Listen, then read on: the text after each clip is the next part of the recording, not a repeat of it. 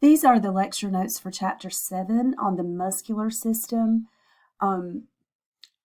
I just want to go ahead and warn you, this is a long chapter, but I am going to try to abbreviate some of the topics, and some of the topics we just won't do. So I'll let you know as we go through.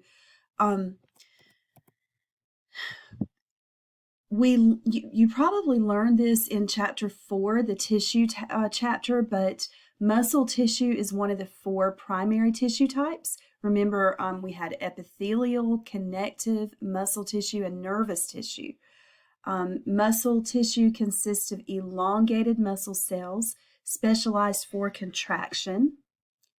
So one of the things that we'll learn is the steps of a muscle contraction. And also, not only that, but the steps of the nerve impulse that leads to the muscle contraction. So that's one thing for sure that you'll have to know. You do need to know that there are 3 types of muscle tissue, although we will concentrate on skeletal muscle in this chapter. But there's also cardiac muscle, which is found in the heart, and smooth muscle, which is found lining your blood vessels, like your arteries and veins, your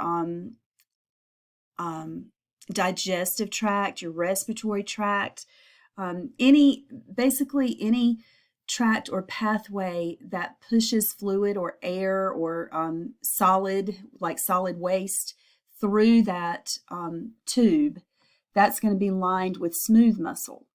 So skeletal muscles, now we're going to just concentrate on skeletal muscles. Skeletal muscles are composed of skeletal muscle tissue, and the muscles actually contain connective tissue, nerves, and blood vessels as well.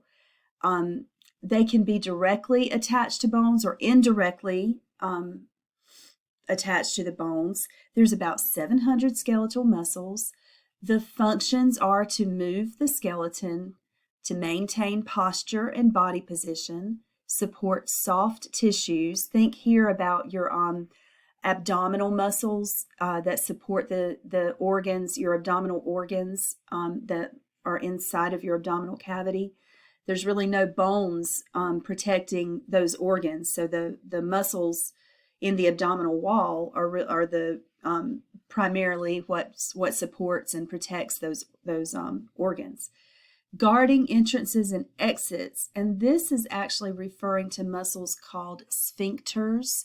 So these are circular muscles like the anal sphincter, and then we're going to learn also about the pyloric sphincter, and but they are basically round muscles that can open and close to allow material to pass through.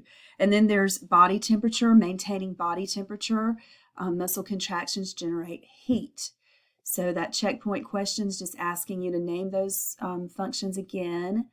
Let's see, and we already talked about this, but each skeletal muscle cell is called a muscle fiber. So anytime you hear me use that term, muscle fiber, I'm referring to a skeletal muscle cell. All right, now let's talk about the organization of the connective tissue that encloses the different components of the skeletal muscle. Okay, so the entire muscle, like if we're talking about, probably everybody can relate to the biceps muscle in your upper arm. So the epimysium covers the entire muscle. The perimysium covers fascicles, covers muscle fascicles, and those are bundles of muscle fibers. And the endomysium covers each individual muscle fiber. Okay, so epimysium, perimysium, endomysium, and you can see those here. The epimysium is the covering around the entire muscle, and they're using muscles of the forearm as an example. The perimysium is the covering around, it's like right in here. It covers bundles of muscle fibers. And so this is the perimysium here. And then endomysium covers one individual muscle fiber. So an individual muscle is arranged into bundles. First you have muscle fibers, and they're bundled into fascicles, and the fascicles are bundled into the entire muscle. So each one of those is surrounded by connective tissue called endomysium, perimysium, or epimysium. Okay, attached to that connective tissue can be a tendon, which attaches the muscle to bone. So all of those, connective tissue wrappings. I can give you an analogy here. Some of you will be able to relate, and some of you won't. But my husband is a deer hunter, and we eat a lot of venison. We have a lot of that deer meat stored in the freezer, and before I met him, I didn't know how to cook it, and I had to learn.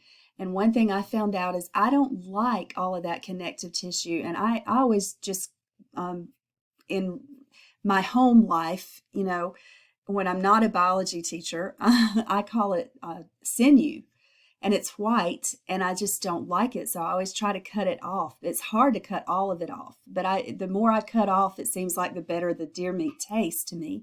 But anyway, it's that white tissue that surrounds. It can be deer meat. It can be, you find it in pork, in beef, not as much in chicken. You do find it in chicken, but it's hard to separate the connective tissue from the actual chicken itself sometimes. But anyway, what happens is all of those wrappings, the endomysium, the perimysium, and the the epimysium, all of those kind of fuse together at the end of the muscle and form into the tendon. And then the tendon attaches the muscle to the bone. And then sometimes you have a tendon that's very wide. So it's not called a tendon. It's called an aponeurosis. And aponeuroses are very broad sheets of fibers, and they connect muscles to each other. A very good example of an aponeurosis. I was hoping we had a picture, man.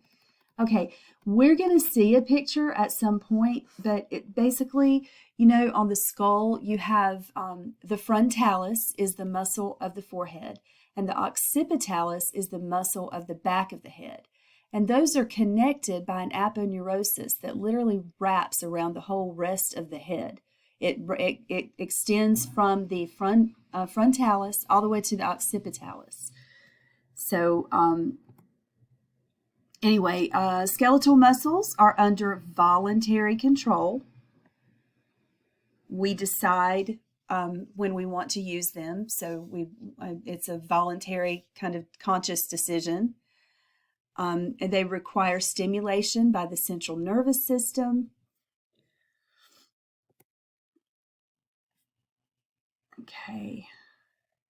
All right, let's look at number 3. How would severing the tendon attached to a muscle affect the muscle's ability to move a body part? Well, it wouldn't be able to, because the tendon is what attaches the muscle to the bone.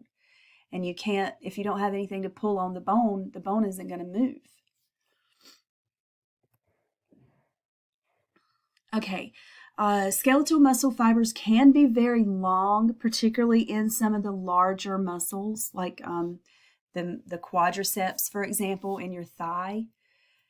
Each of those muscle fibers are multinucleate.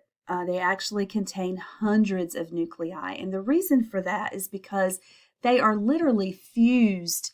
They're like individual cells that fuse together to form a very long muscle fiber. And so let's say one muscle fiber contains 100 nuclei. That means that it's really a fusion of 100 cells. The skeletal muscle fibers are striated. That means that they have a striped appearance, and we'll talk about why and all that, in a little bit.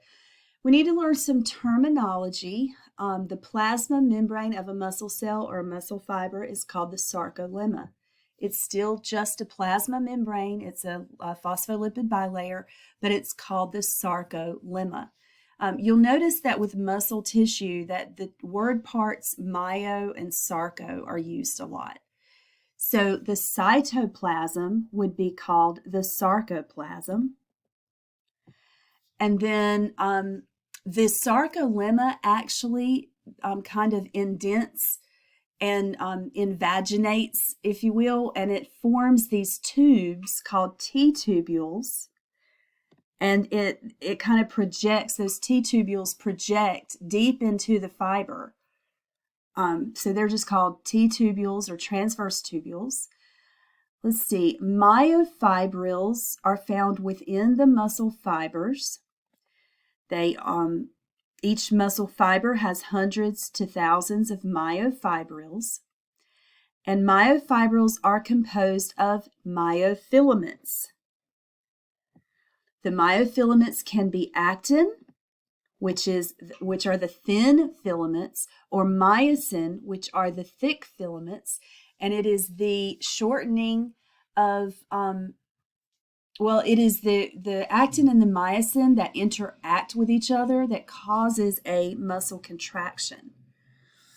And then we have smooth endoplasmic reticulum in regular cells, and we call it in muscle cells, we call it the sarcoplasmic reticulum instead of the endoplasmic reticulum.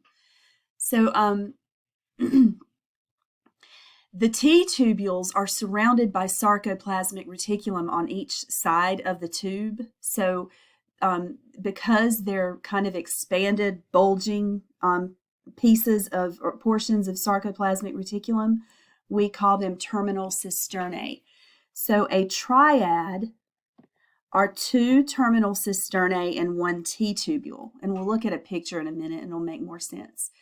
All right, a contracting unit of muscle is called a sarcomere.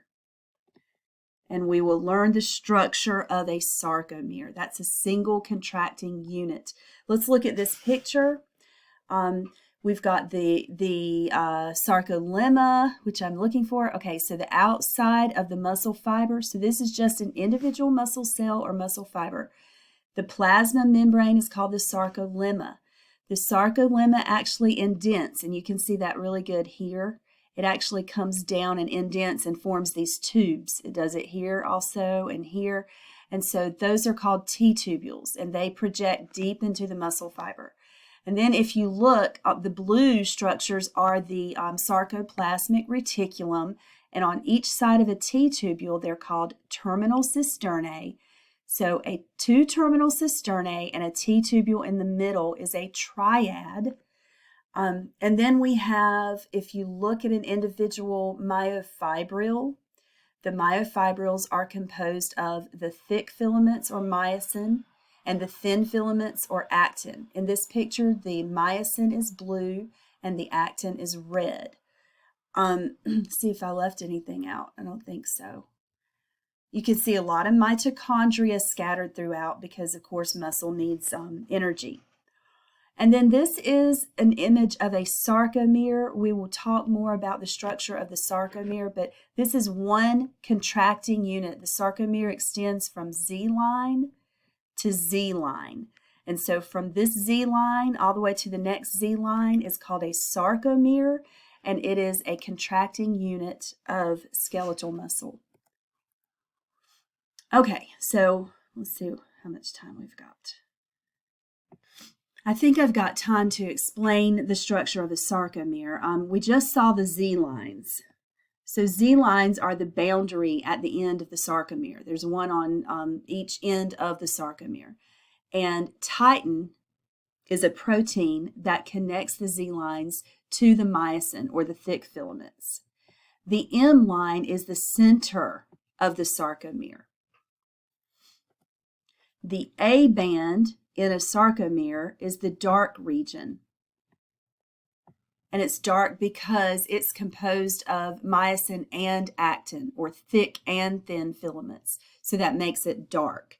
So I always remember dark if you write it this way. If I can write it where it's readable, write the A capital. Dark. So the dark bands have the capital A in there. that stands for A band. All right, I'm not going to write the word light the same way, but